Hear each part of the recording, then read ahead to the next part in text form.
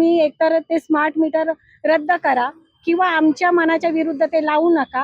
नाहीतर जे आमचं पहिलं नॉर्मल मीटर होतं तेच आम्हाला वापस द्या. की जे स्मार्ट मीटर लावलेलं आहे त्याच्यामुळे गोरगरीब खूप त्रस्त झालेले आहेत. पण येणाऱ्या काळात जर गोरगरिबांना जास्त त्रास होत असेल तर आम्ही तीव्र आंदोलन करू.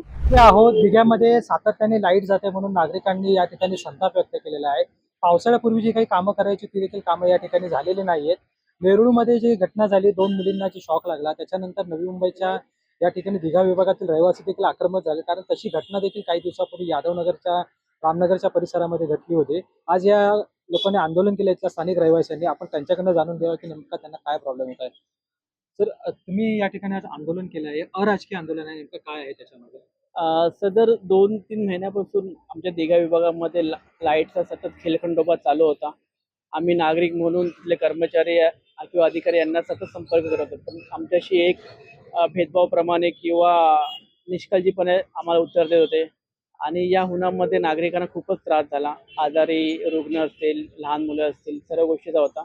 आम्ही आज सर्व रहिवाशांतर्फे दिघा विभागात एक निषेध आंदोलन केलं. या आंदोलनाची पार्श्वभूमी अशी होती की जे तुमच्याकडे जे कर्मचारी आहेत त्यांना तात्काळ निलंबित करा किंवा जी उच्च तांत्रिक योजना असेल किंवा साधन सामुग्री असेल त्याचा उपयोजना दिघा विभागात करा. दिघा विभागात एक उपकेंद्र चालू करा आणि जो स्मार्ट मीटरचा जो विषय आहे त्याचं भरमसाठ बिल येते त्याचा विरोध आम्ही एकदम खूप ताकद लावून तो विरोध केला रहिवाशांनी आणि आम्हाला ते स्मार्ट मीटर नकोच आहे म्हणून आमची ती ग्राह्य मागणी राहील. तुम्ही देखील आंदोलनामध्ये सहभागी झाला होता. काय तुमच्या मागण्या होत्या आणि काय तुम्हाला आमच्या मागण्या अशा आहेत सर, की जे स्मार्ट मीटर लावलेलं आहे त्याच्यामुळे गोरगरीब खूप त्रस्त झालेले आहेत. आम्ही वारंवार जर ऑफिसला गेलो तर ते फक्त आमचं सांत्वन करतात की नाही बरोबर आहे, पण आम्हाला असं सांगायचं आहे की स्मार्ट मीटर मुळे जास्तच बिल वाढलेलं आहे. गरमी आहे म्हणून नाही. हे 5 महिन्यापासून लावले आणि 5 महिन्यापासून अधिकच बिल येते. बिल काही कमी होत नाही आणि पॉइंट आमच्या घरात तेवढेच आहे. तर आमचं एकच म्हणणं आहे महावितरण विभागाला की तुम्ही एकतर ते स्मार्ट मीटर रद्द करा किंवा आमच्या मनाच्या विरुद्ध ते लावू नका. नाहीतर जे आमचं पहिलं नॉर्मल मीटर होतं तेच आम्हाला वापस द्या. कारण ते स्मार्ट मीटरमुळे आम्हाला खूप त्रास होतो. कारण जे आम्ही झोपडपट्टीत राहणारे जे रहिवासी आहेत, आम्ही चांगला पेमेंट नाही आहे आम्हाला. 12-13 हजार 15 हजार त्याच्यामध्ये आमच्या मुलांचं शिक्षण करायचं की लाईट बिल भरायचं. पहिलं आमचं मीटर चांगलं होतं. 500 600 हजाराच्या आत बिल येत होतं. पण आता अफाट बिल येते, दुपटीने येते. 2,000 2,500 बिल येते. ते आम्ही भरू शकत नाहीये. तर आमची एवढीच विनंती होती आजच्या आंदोलनामध्ये की आमचं बिल कमी करण्यात यावं किंवा मग स्मार्ट मीटर हे रद्द करण्यात यावं. स्मार्ट मीटर आम्हाला नको आहे आणि जे काही तुम्ही आम्हाला सांत्वन देता आम्हाला सांत्वन नको आहे. आम्हाला न्याय हवा आहे.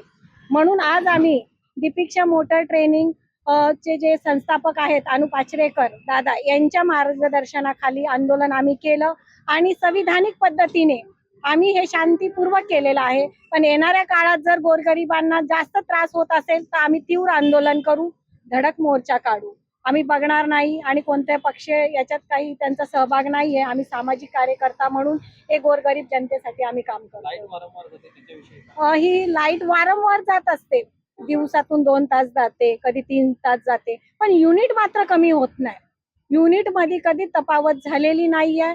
एक दिवस तर 24 तास लाईट गेलेली तरी पण 2 युनिट माझ्या त्याच्यामध्ये मीटरमध्ये पडलेले होते. कारण तो ऍप मी घेतलेला आहे, महावितरण विद्युत व्याप ऍप. त्या ऍप मध्ये मी बघितलं की 24 तास लाईट जाऊन पण 2 युनिट कसे काय पडले.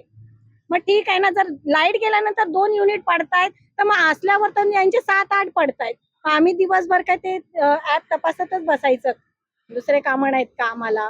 पहिलं जे आमचं मीटर होतं आम्ही कधी मीटरकडे बघत नव्हतो. डोळे बंद करून आम्ही बिल येईल ते भरत होतं, कारण आम्हाला परवडेल तेवढंच बिल येत होतं.